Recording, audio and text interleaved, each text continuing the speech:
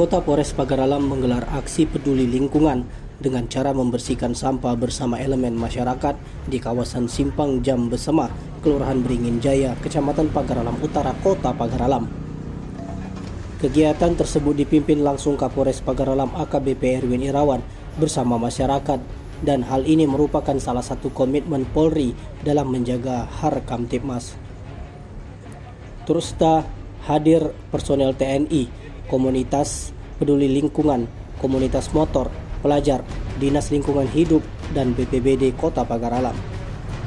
Dalam kesempatan itu, Kapolres Pagar Alam AKBP Erwin Irawan melalui Kasih Humas Ibtu Mastoni mengatakan giat pembersihan sebagai bentuk kepedulian lingkungan Polres Pagar Alam. Menurutnya, untuk hari ini pembersihan dilakukan mulai dari aliran anak sungai dan tempat umum di kawasan Lapangan Merdeka dan alun-alun kota. Kapolres juga mengucapkan terima kasih kepada pihak yang dilibatkan sejak pagi giat bersih-bersih aksi peduli lingkungan Polri. Semoga dengan aksi ini bisa mencegah penyumbatan saluran drainase dan banjir dadakan.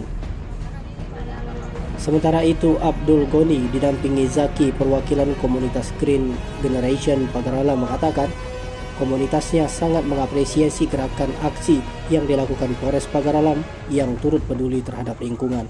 Tim Liputan Sumsel Update TV melaporkan.